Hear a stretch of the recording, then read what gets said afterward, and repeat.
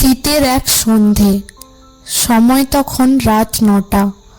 বৃষ্টি আর শীতের ঠান্ডা আবহাওয়ায় চারপাশ জমে আছে। রোহিত একজন চাকরিজীবী মানুষ। কাজের ব্যস্ততা থেকে একটু ছুটি নিয়ে তার দাদুর গ্রাম মণিপুরায় এসেছে। গ্রামের বাড়িটি পুরানো, দোতলা, কাঠের তৈরি। বাড়ির চারপাশ ঘন বন আর নির্জনতা। সেই রাতে রোহিতের খাওয়া দাওয়া শেষ। দাদুর বাড়ির পুরনো লাইব্রেরিতে বসে সে একটা বই পড়ছিল। হঠাৎ করেই দরজার কড়া নাড়ার শব্দ হলো। এত রাতে কে আসবে? গ্রামে তো সবাই সন্ধ্যার পরেই ঘুমিয়ে পড়ে। রোহিত দরজা খুলে দেখল বাইরে দাঁড়িয়ে আছে একজন অচেনা লোক। তার গায়ে একটা ময়লা চাদর। কুয়াশার মধ্যে তার মুখটা ঠিকঠাক বোঝা যাচ্ছিল না। বাবু, একটু আশ্রয় দেবেন?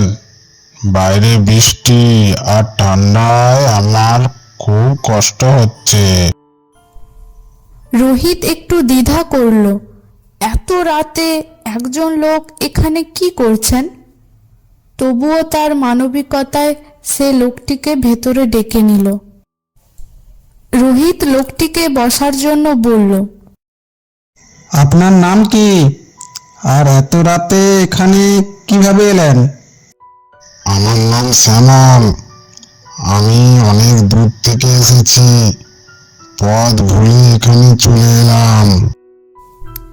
রোহিত তার জন্য একটু খাবার আর চা নিয়ে এলো। তুমি এখানে একা আছো? হ্যাঁ, তবে আমি কয়েকদিনের জন্য এসেছি। গ্রামে আমার দাদুর বাড়ি। লোকটি চুপ করে রইল, আর চোখ দুটো অদ্ভুত, যেন গভীর এক শূন্যতার মধ্যে ডুবে আছে। তুমি জানো কি এই বাড়িটা অভিশপ্ত? অভিশপ্ত? এসব কথা আমি বিশ্বাস করি না। বিশ্বাস করো বা না করো, আজ রাতে তুমি কিছু দেখতে পাবে। রাত তখন প্রায় ১টা। লোকটিকে একটা ঘরে শুতে দিয়ে রোহিত তার নিজের ঘরে চলে গেল, কিন্তু ঘুম আসছিল না। লোকটির বলা কথাগুলো বারবার তার মাথায় ঘুরছিল। হঠাৎ সে তার ঘরের জানালা দিয়ে বাইরে এক অদ্ভুত আলো দেখতে পেল। আলোটা বাড়ির পেছনে জঙ্গল থেকে আসছে। রোহিত একটা টর্চ নিয়ে বাইরে বের হলো।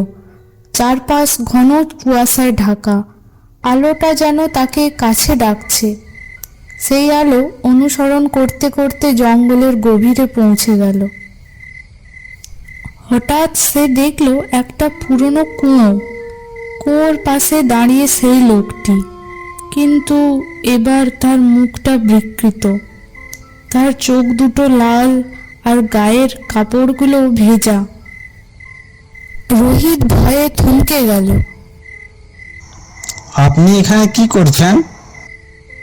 হা হা হা হা, তোমাকে ডেকেছি কারণ আমার গল্প জানবে।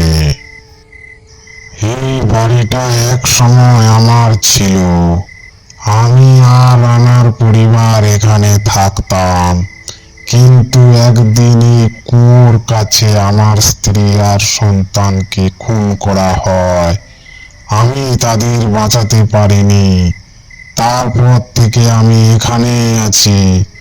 যারা এই বাড়িতে আসে তাদের আমি আমার কষ্টের গল্প শোনাই।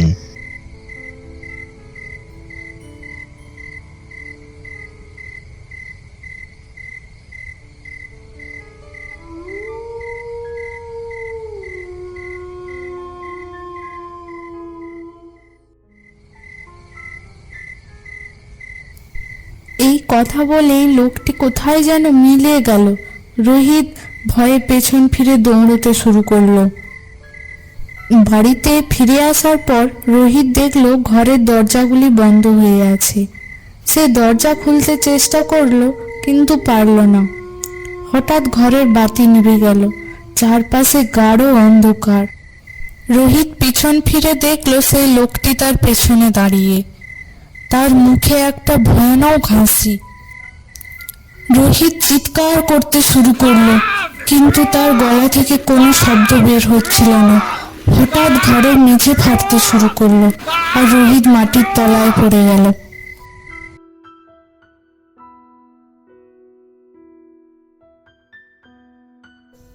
পরদিন সকালে গ্রামের লোকজন রোহিতকে খুঁজতে এলো। বাড়ির দরজা ভাঙা ছিল, কিন্তু ঘরে কেউ ছিল না। তারা কুয়োর কাছে গিয়ে দেখলো সেখানে রোহিতের জুতো পড়ে আছে। সেই দিন থেকে মণিপুরার এই বাড়ি আর কখনো ভাড়া দেওয়া হয়নি। বাড়িটা আজও ফাঁকা পড়ে আছে, কেউ সেখানে যেতে সাহস করে না, কারণ রাতের বেলায় সেই বাড়ি থেকে এক অদ্ভুত হাসির শব্দ শোনা যায়। কি তোমাদের সাথে কোনো ভুতুড়ে ঘটনা হয়েছে নাকি? কমেন্টে জানাতে পারো।